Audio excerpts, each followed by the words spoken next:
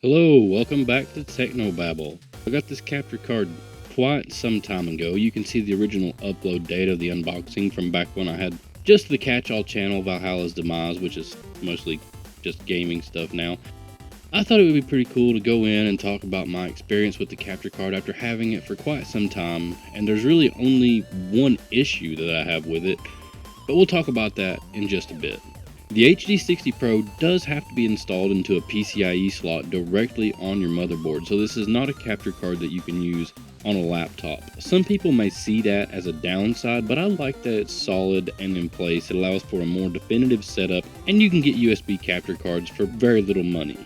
I may need to test the one that I actually have to see how well it functions, but that will be for a different video. Since the HD60 Pro is not over USB, it should record faster and cleaner, and does allow for low latency video pass-through, so you can use that pass-through to play games on a separate monitor or screen, and I've never noticed any major input lag or anything like that.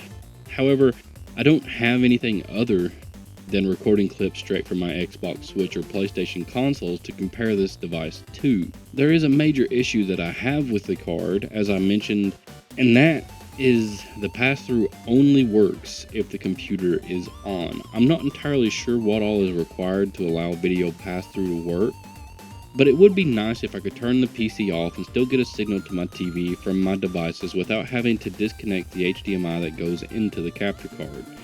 That's really the only issue though. Just to note, I know that on Xbox you can attach a storage drive and record fairly long videos, but that drive has to be formatted as NTSC, meaning you cannot store games alongside those videos, and you would have to move the drive back and forth to a PC in order to edit them anyway.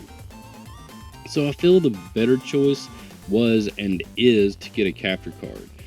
Of course, if you don't have a PC, there are other ways to edit and create videos. Maybe that's for another video as well. Sadly, I know I've been lacking pretty badly on actually publishing gaming content for a while, but with TECHNOBABBLE growing so rapidly and overall not having an awful lot of time to make videos as it is, I've chosen to focus on this channel as much as I can. Sorry, a bit off the subject there, just rambling. So, to get back to it, I think the HD60 Pro works fantastically to record gameplay, and it has made my footage much easier to record and much cleaner than downloading and re-uploading old streams, or recording directly on my consoles and uploading and downloading and editing them on a tablet to turn around and upload them to YouTube. It allows me to record entire gameplay playthroughs at 1080p 60 FPS, which don't get the most views, but I do think it's much higher quality than my old live streams. Speaking of live streaming, Twitch and YouTube only allow you to stream at 1080p 60 FPS, which is the limits of this card. But if you're like me, you're not affiliated or monetized anyway, so this card is really all you need if you want to go live with your games. Of course, that is unless you want to stream from a laptop. Then this isn't the product for you. Though they may make a PCIe to USB dongle, they tend to make dongles for everything, but that could introduce latency, and I imagine a card built around USB connectivity would work better that way. Really, I think for a beginner, if you can swing the relatively steep price, the HD60 Pro is a solid way to get good footage, especially again if you're like me and have been streaming games or recording clips directly from your console. Then a capture card is definitely the next best step. Though I'm also sure there are better options for people who would want to do 4K video or recording footage to anything other than a desktop. That's really it though, since I'm not able to do a comparison against anything, and all the other stuff you would need to get into streaming or recording gameplay or other footage really depends on what you want to do.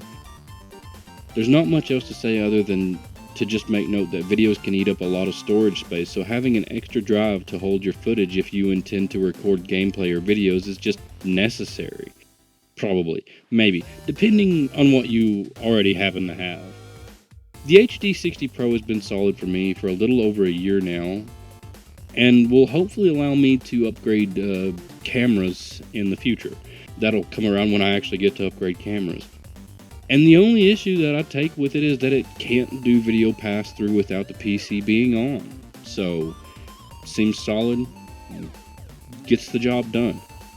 Thanks for watching, hope everyone is doing well. This has been Valhalla's Demise on TECHNOBABBLE, and I hope to catch you in the next one.